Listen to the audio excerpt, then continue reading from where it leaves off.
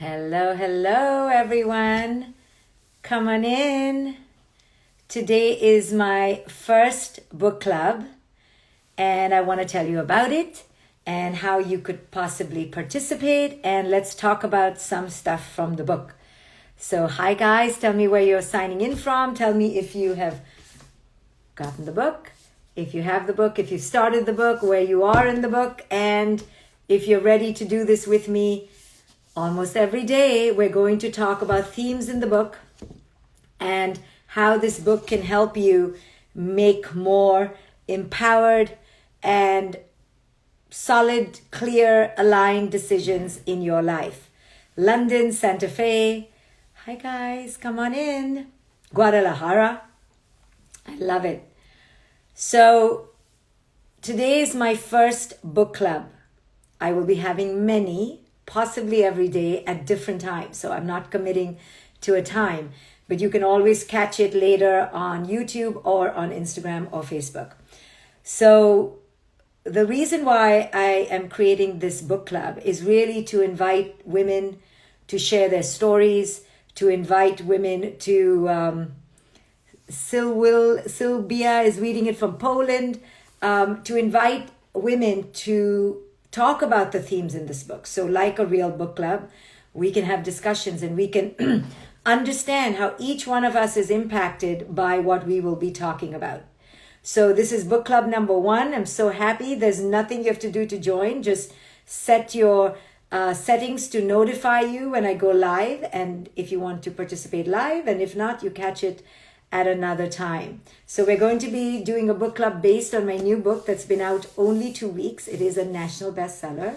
It is getting out there and it's finding its wings and it's finding its homes and hearts to blossom from.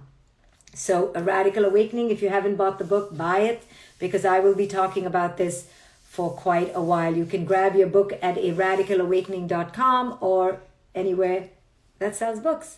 So today I'm going to dive into one of the main reasons why I wrote this book.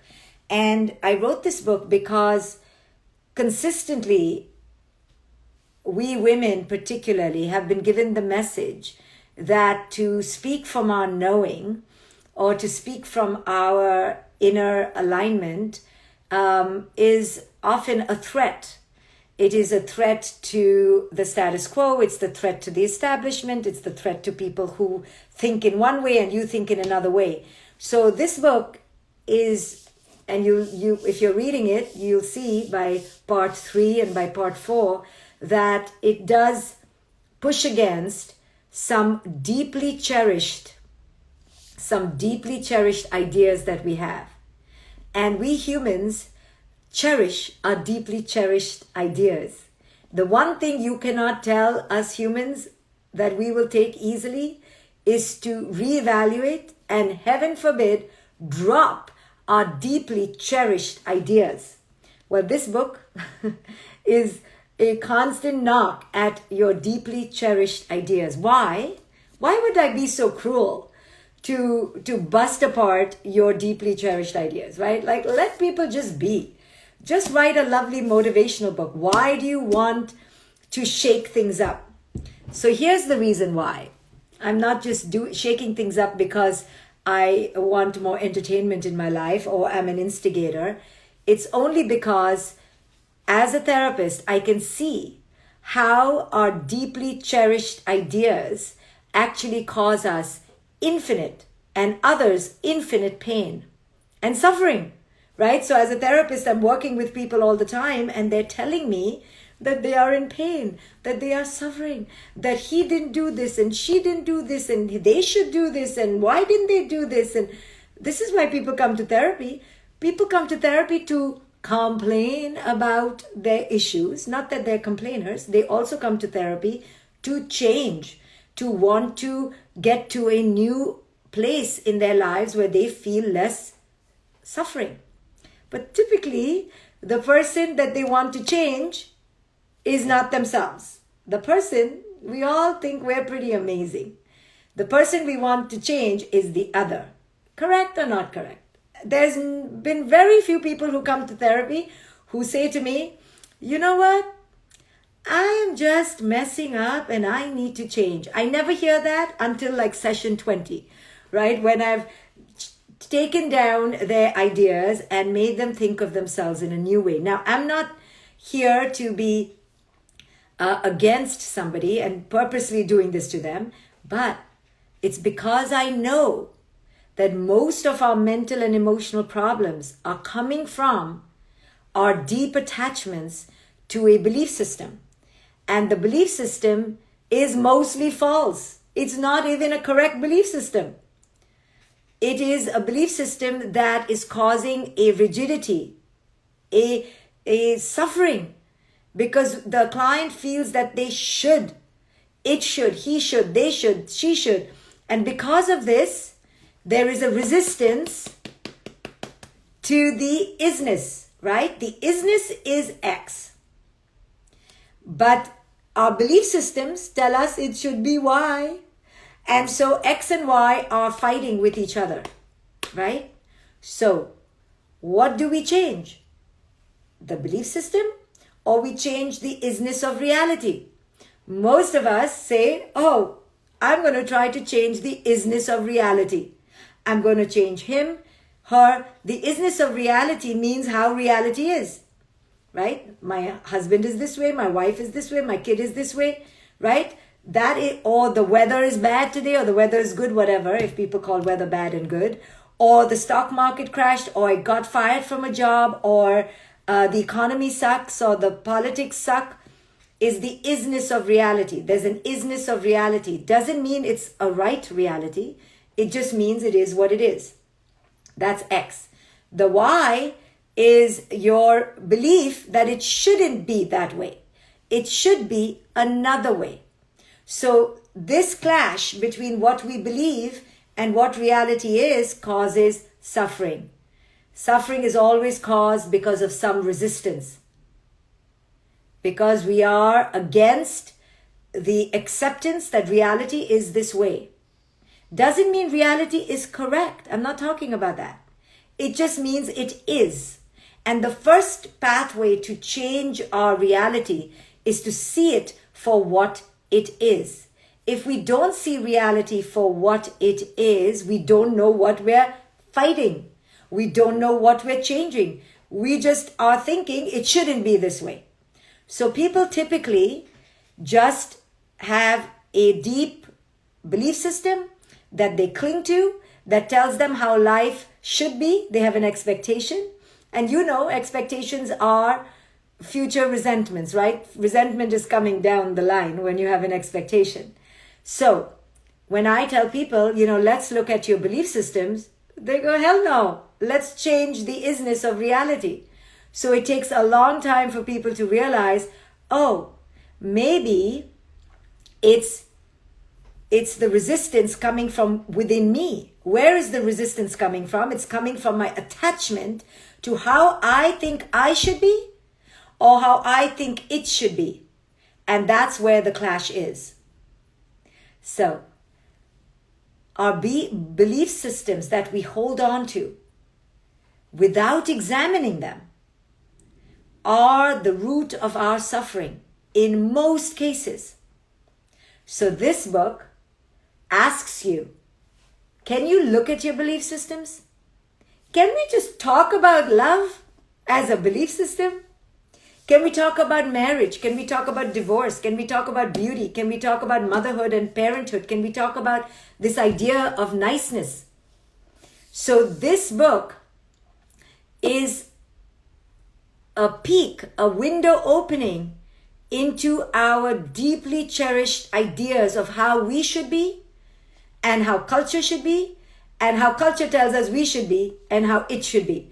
It's all the shoulds, the shoulds, the shoulds that I take a look at and I, page by page, begin to talk about it. It's a dialogue. But people are so threatened by the dialogue that they are calling the book leftist. I don't even know what that means. It means too liberal and it has an agenda and it's too out there, right? That's why it's called a radical awakening. We chose the term radical even though radical has been blasphemized in recent linguistics as something too liberal or something too bad, radical is really something epiphanic, something transformational, something big. The boldness with which to relook at what we have believed, the courage to say, I'm going to penetrate my reality, my belief systems, my what I think life should be or what culture has told me, and I'm going to put it in a petri dish and I'm going to examine it. And when I examine it, then I get to choose if it works for me or not. So the way we've been raised is to be brainwashed, is to simply follow culture's ways, especially us women. We've been told how to be skinny, how to be pretty, how to be a good mom, how to be a good wife, and the list goes on and on and on. So Morning Dew says your book is a true awakening to self. So when I first began writing parenting books, they were all myth busters. They were all paradigm busters, paradigm shakers, because I, as a parent, began to see that I'm suffering and my kid is suffering because I have ideas in my head of how parents should be and how kids should be. And that belief system is totally messing up my reality. I am so angry with my kid because the belief system is that the kid should be in another way. So I'm constantly living in the as if, not the as is. So Martin Coaching says it's not an easy book to read, but wow, is it deep and soul searching, touching? I hope it is. My goal is really for it to help people understand how they've been conditioned and how it's messing them up. So in parenting, when I wrote my books on parenting, I say this often, nobody read my books for at least a whole year. That's how it felt. It felt like that I laid birth to the book and it went into the world and then crickets. And I can still remember when then one mother wrote to me or then the other mother wrote to me and how slowly a movement began. Going against what we've believed in, going against how we've been is really difficult. Because we wear our belief systems like a second skin. We hold on to them as if they are our survival. But guess what? Because we are holding on to belief systems that we haven't examined, we are only in survival. We've not entered the realm of thriving. So my books offer you a potential to leave survival into thriving, where you make conscious choices. Keep the belief system after you've deconstructed it, after you've really examined yourself and the other and culture and all that is in your head. So this is not an easy pill to swallow. That's why it's called a radical awakening, because it's not polite and it's not so sweet. And even though I do write lovely poetry in here, but no, it's because it's a poke and a poke and a poke and you go, ouch. You know, I had never thought of that. I had never even imagined it. So this is what this book provokes, because we are in a global awakening right now. There is a potential for a global awakening. And the global awakening can only occur when the past is put down. Sylvia says, I cannot put your book down. I start understanding myself and others better. So a global awakening like the one we're in right now can only occur through a dismantling of the old. So this pandemic, tragic, traumatic, unsettling, disturbing, controversial, has caused a pause, a disrupture in how we used to do things. And because it's caused a disruption, there is a space between what once was and what once can be, what will be again. There's a space between the what was and the what will be, where there can be growth. Growth can only occur in the space where we have the dissolution of what was. Growth is, what is growth? Growth is a new beginning, right? So just by the fact that you say you want growth in your life, the old has to dissolve. The old doesn't dissolve typically without pain. So this global pain that we are going through has allowed for a pause, a crumbling of the old establishment, the old order. And now we have a potential. We're not there yet, but we have a potential to be in the space, in the gap, in the tunnel, in the birthing canal between the old and the new, and ask, how do I want to live in my life right now? Have I been living to my truest potential? How can I live more authentically myself? Now is the opportunity, because the old has crumbled. So now let's not cling to the old. Let's ask, how can I reimagine this potential? How can I restart in this moment? And this requires great courage. So our expectations come from belief systems. Our belief systems come from how we were raised in childhood and our culture. Whether we like it or not, our belief systems are shaping and mutating and mutilating our ways of being. We don't even realize it. They have us twisted in a knot. So sometimes when I talk passionately or I talk about belief systems, the other day someone wrote in one of my, oh, she sounds so angry and bitter. And I said, yeah, I guess that sounds angry and bitter to somebody who doesn't want to hear. Actually, I'm so excited and so happy and so thrilled to share all this stuff. But it sounds like I'm on a mission to destruct society, right? It sounds like that because these ideas are revolutionary, because they're not really revolutionary. They're actually really easy and ordinary, but they're revolutionary because current culture stays away from the truth.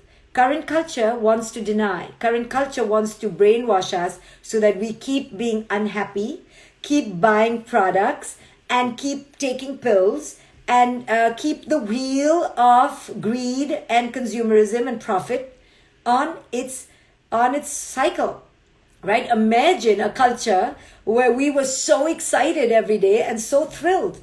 Our Netflix watching would go down, our alcohol consumption would go down, our toxic substance consumption would go down, and we would just be like so okay. Our children would be okay. They'd be on lesser medication. So the reason we are in a collective trauma today and have been in childhood trauma to some degree or the other, to some degree or the other, all of us were raised unconsciously, is not because our parents were bad and not because we were unlucky and we were cursed. It's because we are all bathing in a disconnection. And the disconnection is caused by belief systems. Take school, okay? All of us, I think, went to elementary school. Before we went to elementary school, we didn't think that we needed to be math geniuses or artists or in the choir or really good on track and field. We were just like being sent to this place. Most of us cried when we got to school. Like, Mom, Dad, what are you doing? Where are you sending me, right? And then we were told we had separation anxiety, and then maybe we were labeled as difficult, and our parents had to kind of dump us and run, right? This is the system. Most of us went through it, or we know people who went through it. So now we get into school, and suddenly we're being graded and ranked, and we're being told that we're not good at this, and we should be good at this, and we are compared and we're competed with. And we are biting our nails, wondering, did we get an A grade? Did we get an A grade? And then we're scared to go home now. Many of us were scared to go home. So I was raised in India, and I went to a Catholic school, go figure, okay, because it was the way it was, right? The British came and did some proselytization where they converted a lot of the locals into Catholicism. And so I went to a very good Catholic school. So in the Catholic school, but I was not raised with a formal religion. The Catholic girls before every test would stand up and pray very, very fervently to God. Okay, so don't mind me if you're Catholic. I thought it was very cute. I'm not saying anything insulting, if you can hear me with open ears. And I used to wonder, what are they praying about? So I used to ask them, what are you praying? And they said, oh my goodness, it's before the test. So we are praying that, Jesus or God or whoever they were praying to, if you give us good marks, we'll be good girls. But because I wasn't raised with any fear about grades, my family was different, radically different. Nor was I raised with any personal God per se. I was like, oh, I'm feeling really left out. Let me also pray. So I used to pray for them. I used to pray for those Catholic girls who were scared to go home after their test. Because I was like, let them get a good grade. If you come from India, you know how important a good grade is. Okay, you got to do well in India. In first grade, you have to plan to become a doctor, an engineer, or a chartered accountant, depending on your gender. So you have to be a very good student. Okay, so I used to pray for them, like, God, please give them a good grade, right? Because there was such fear around the grade. So whether you love school or not, whether you're a great student or not, all of us have been afraid of the grade. It's ubiquitous. So being afraid of the grade makes us realize, grades are life. It makes us realize that unless we get that number, we're not cutting the grade. We're not really where we need to be. At a young age, we understand that life is set up as grades. Life is set up as a comparison. Life is set up as competition. So we then go onto the athletic field. Then we go into the religious institutions where we're bad and we're good. And then we get on in life, and it is one unending competition after the other. And the more you succeed, the more you are considered worthy. And the more you fail, the more you have shame. And we begin to realize that our worth is very dependent on how we do. And from a young age, we realize that our authentic way needs to better wake up and follow the system's way.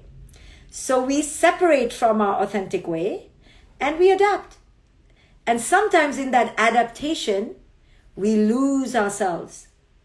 We can become superachievers. We can become rebel losers. It doesn't matter what we are manifesting, but we're reacting to the fact that we need to fit in, or we just give up. That's just one institution. Life is filled with scarcity and separation over and over and over again. So in this book, I talk about how everything we believe in will, at the end of the day, end in separation and scarcity. Because belief systems that we have are created on scarcity. All of them. And I examine most of them. So take this idea that women are supposed to be good, right? This whole idea that we should be nice, that we should be pleasing, that we should be obedient. All these ways curtail us. They begin to prune us and begin to systematically condition us into a particular way of being that allows us to fit in to society. But we never stop to ask, what kind of society are we fitting into? It is not a sign of sanity to fit into an insane society, right? You've heard that. Maybe Einstein said that. It is a sign of discernment to question, what kind of society am I fitting into? This is with relationships, this is within families, this is within jobs, this is within societies. At every level, you have to ask, what am I trying to fit into? What am I trying to achieve here? And most of us are trying to achieve significance. We're trying to achieve love and worth. But we're going about it in a completely inverse way, in an opposite way.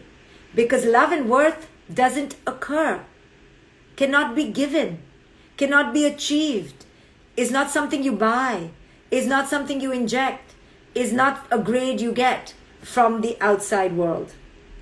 And that's what the radical awakening is. Holy baloney. I have been living my life based on the stuff crap that society has told me I need to believe in, and I've been suffering and I've been trying so hard, and nothing helps me feel lovable and worthy. And then one day you wake up and you go, what am I doing? So that is the awakening. What am I doing? Why am I believing this without examining it? Why am I just following it? That's the first level of awakening. But the radical awakening occurs when you realize that you have the power. You know, you have the power to change. So the word power is used a lot. And sometimes the word power is used for domination. Power against someone, power over someone. And so instead of the word power, only because it's been used negatively sometimes, I prefer the word empowerment. Empowerment.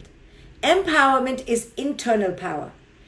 We don't need to have power over anyone. We don't need to have power against anyone. We don't need to have power better than anyone. We need to have empowerment. Empowerment comes from understanding our own perfect, brilliant, strong, and abundant inner wholeness. Empowerment can only come from inner work. It can only come from an inner journey that we take to heal ourselves. And each one of us is empowered to create their own moment by moment emotional experience. We just don't realize that because we think he's doing it to us, she's doing it to us, they're doing it to us. Empowerment comes when you understand that you have full reins over your emotional experience. Nobody can tell you how you should experience your reality. However, when you blindly follow the reality from your childhood or culture without examining it, you're not empowered. Empowerment comes when you can fully choose how you wish to experience your present moment without the noise in your head. And that cannot just happen like this. Most people think they're making free choices. They're making conscious choices. But most people are not. Most of us are reacting to what we think should be or shouldn't be. We are not in charge of the steering wheel. We're not. Right? So ownership is owning your ship. Taking your power into an empowered place where you're truly working from within. When we light up from within, from touching our inner empowerment, you are lit up. When you are lit up, as a way of speaking, you radiate great harmony, radiance, peace, and joy. That is how we heal the world, through our inner state of empowered radiance. So this book is how do you get to that state of empowered radiance? How does each person, especially women, I've written this for the woman's soul, things that I know we women go through. And this is not anti-men.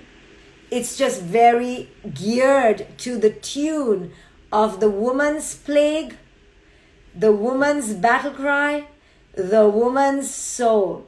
Because I'm a woman, I know certain things, so I share what hundreds of other women in my practice and I have understood about our unique conditioning. Our conditioning as females, as women, if we were little girls, raised in a way that was synergistic with our sex, right? Many come into the gender later. So wherever you come in from, if you were raised as a little girl with the idea that you're a girl, right? With the gender identity of a girl, you are given a different set of rules than if you and your culture identified you as a boy. And this is what this book speaks to, about the girl's experience, about the female's experience, because we get a unique set of rules.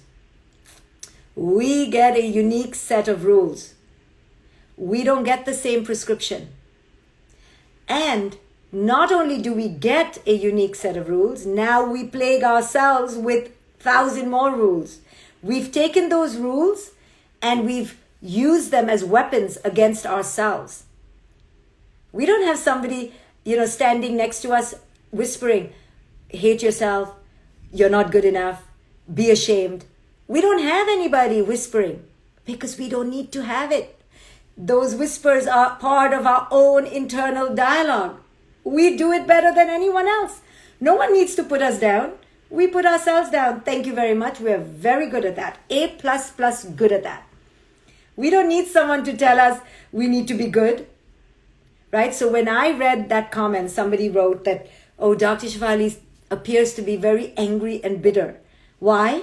Because I'm looking at all institutions and shining a light, and it's not comfortable for people to hear. So women are told, don't be angry. When we speak our mind in an intelligent, deconstructive, empowered way, how many of you have heard being told, oh, don't be so dramatic. Don't be so angry. Why are you so angry? Or we are told, why don't you smile? Like, relax. Why are you taking it so seriously? I just said what I did, but now why are you taking it so seriously? Right? We're treated as if we're little infants and we're supposed to just be quiet. When a woman stands up in her empowered state and has strong knowings and opinions that she doesn't put on anyone, but she just expresses, then she is told that you are angry. You are bitter. You are not God-fearing. You are not a believer. All sorts of things.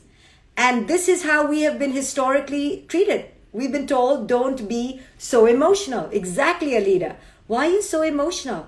Ursi says, yeah, look pretty and be quiet. So you're going to hear this. And when I heard it, and I'm 48 years old doing this work for 25 years, when I heard Dr. Shefali seem so angry and bitter, I was like, oh, maybe I should smile more, right? My old ego, which is still there, if I allow it to come up, it's going to eat me up. My old conditioning goes, why are you so angry? And then I was like, I'm not angry. I'm freaking passionate. I'm so happy. But I'm powerful in how I talk. So I talk with eyes boring into reality. And I guess I look a little bit, intimidating, but I'm not angry. But when a judgment is made of us, why are you so angry? Why are you so emotional? Why are you so dramatic? Those are judgments.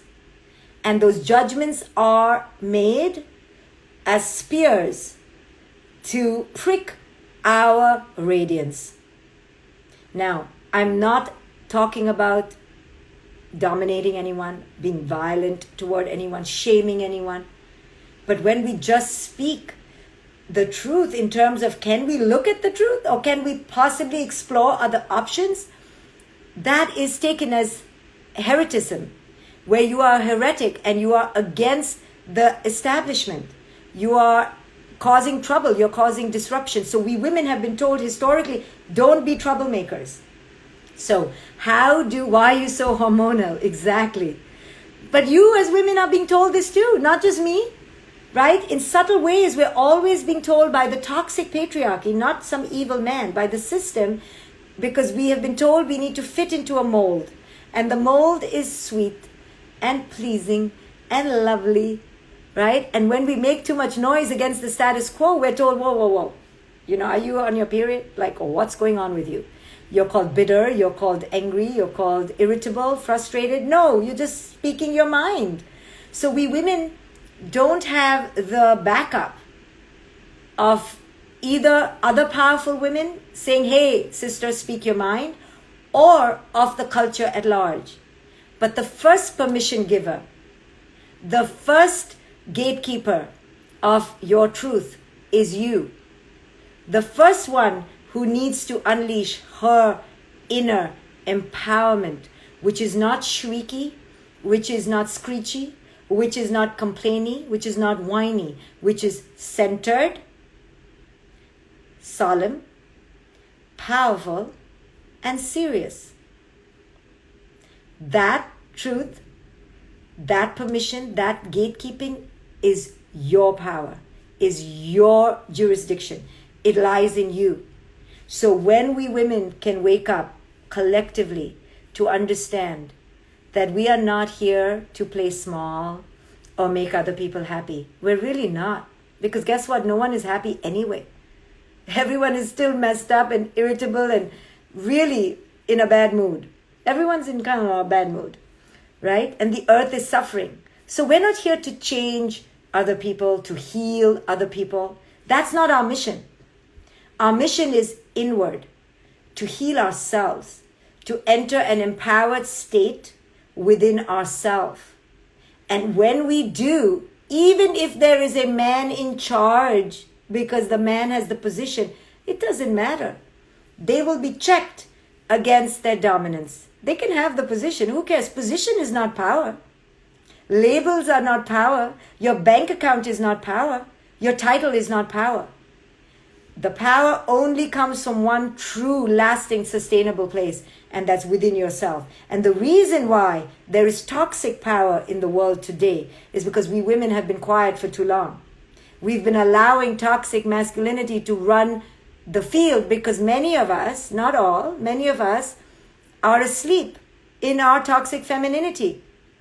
So when we awaken, we check back. We go, hey. And that's all we need to start doing is checking.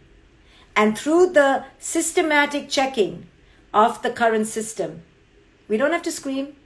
We don't have to carry a rifle. We just have to check it. Meaning, in the moment, we don't allow it. But that doesn't mean we have to scream, yell, divorce, never talk to the person. No. From our inner being, we radiate with a power that says, shut down, there's a wall. No, it will not be tolerated. When we women do that enough and more, unabashedly, the system will begin to change. The system will begin to change. But because we women may not fully always remember that position is not power, titles are not power, money is not power. True power is inner empowerment.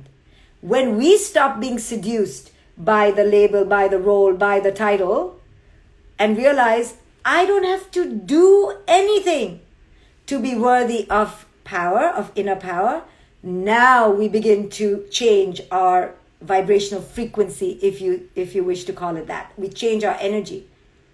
So the first shift is always subtle. It's not some huge declaration, because you may be thinking, oh my goodness, I have 3 children, I'm breastfeeding, I don't have much money. How do I become empowered? I need money to be empowered. I need time to be empowered. Wrong. That's because we have a false understanding of true empowerment. True empowerment has nothing to do with how much time you have, how much money you have, how many children you have. Now, of course, if you have less money and 10 children, you're going to be exhausted. So that's true. But you had 10 children. So, but the truest empowerment has to be subtle while you're gardening, while you're cooking, while you're changing your diaper. It is extremely private. It's no big flashy declaration out there where everyone is looking at you on a stage. That's not empowerment at all. Trust me, I've been on 1,000 stages. I've never felt more powerful because I'm on a stage with people clapping. No. The only empowerment comes from one place. Inner wholeness, where you feel like you are connected, where you feel that you are alive, where you feel that you are in your here and now with presence. So if somebody's on a pulpit or on a stage, but they're not connected to who it is they are not in true power. They are in false power. They are in toxic patriarchal power, which looks at position, which looks at the external. True power is only subtle. It's silent. It's private. It's quiet. It's internal. It doesn't have to say a word. It is fully integrated within the self. So everyone has time for that kind of power. And that kind of power is the only quest. So this book sends you on a quest. So it doesn't tell you, wah, rah, rah, rah. It doesn't applaud for you. I mean, it really does. It cheerleads you all along, trust me. But it's not about your external power.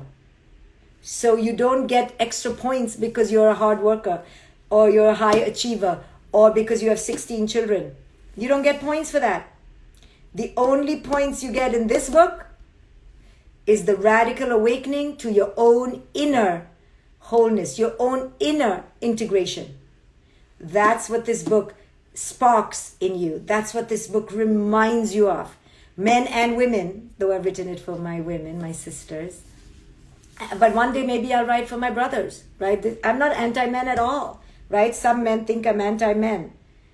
I don't know where they get that idea from, that I would be anti-men. But I sometimes do talk about the classic male, sometimes not in such benevolent terms, but I talk about the classic female sometimes in not so benevolent terms. So it's not anti-anything, it's just about understanding human nature, and this book sparks that. So I am doing a book club. This is the first book club that talks about themes in this book. So I will bring up the book so you know I'm talking about this book. And sometimes people may not like that I'm putting the book here, but that's just the way it is in this book club about this book. So this is session 1 about the book club. Bet you have a son. Why do you bet I have a son? Learn for leverage. Learn for leverage says, I bet you have a son. Yes, this book club is for free. You're watching it right now. You already watched part 1 of the book club for free. I will be here as many times a week as I can. No fixed time. So if you want to listen in and open your mind a little bit, and maybe you don't agree with me, but that's okay too. And learn for leverage. I do not have a son. See? How did you project that on me? How did you decide that on me? I don't mind. You can project anything. You can project that I have 10 children, no children, 4 children, children who hate me, children who love me. I don't care. But I just want you to know it's coming from you, from your imagination. And you can imagine away. But just know it may not be true. So Natalie is on chapter 4. Yes, you made it. You made it to chapter 4. But when you get to part 3 and 4, that's when it gets really hard. So let me know when you get there. So we will be discussing this book and themes from this book. So buy it, start reading it, send your sisters here. I will do a live. This was book club number 1 to just begin to talk about true power. True power is empowerment. True power is the power within. And until we, in our micro lives, decide to stop being seduced by external power, we will not pay homage to internal power. That's how we co-create the lack of internal power. You know how we co-create the lack of internal power? Because when we see a woman that fits some standard of beauty that we think she has, we give her power. When we see a man that fits some external standard of achievement or wealth that we think is amazing, we give them power. So as long as we keep giving other people power based on some standard, we won't revere this kind of power, because this inner power doesn't have an outer metric. In this inner power, you don't have to achieve. Now, doesn't mean you can be a loser. I mean, that's another thing. What's a loser, right? Maybe the loser is the most integrated person. So that was a judgment of mine. See how it came out? A cultural judgment. So I'm not advocating being on a couch and not doing anything with your life, is what I'm trying to say. I'm talking about our idea of power and how we have decided what power looks like, what beauty looks like, what good looks like, what bad looks like, what success looks like, what failure looks like. We've decided that based on belief systems, and they're mostly not true. So as long as we keep believing those systems of power, we will not give homage, reverence to this internal power, because this internal power has no outer metric. So Paris, you're on chapter 13, the lies about love. So I do forgive your projection. Don't worry. By the way, I don't have power to forgive anybody. So I don't even believe in forgiveness necessarily, because I don't hold any power over anyone. So if someone does me wrong or projects something on me, I'm okay with it. I'm like, okay, I have choices, right? I can walk away. I can not talk to you again. But you have every right to believe whatever you want about me. That's how much freedom you have, and how much freedom I have to not want to control you. So true power is inner power. SARS SoCal is on chapter 24. You made it to chapter 24? That's amazing. Okay, we are talking about a radical awakening. We are going to be here every day if you want to join us. This was book club number 1. It was just the first session of why I wrote the book and how our cherished belief systems are very cherished.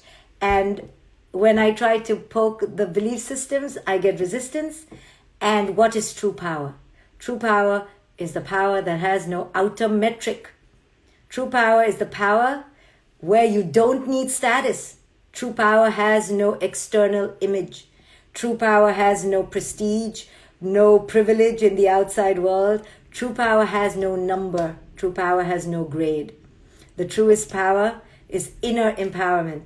So unless you detach from external powers, external metrics of power, you will not care deeply to cultivate inner power. Because you'll still be like, yeah, but I still want to be rich. Yeah, but I still want to be skinny. Yeah, but I still want to have 16 children or whatever.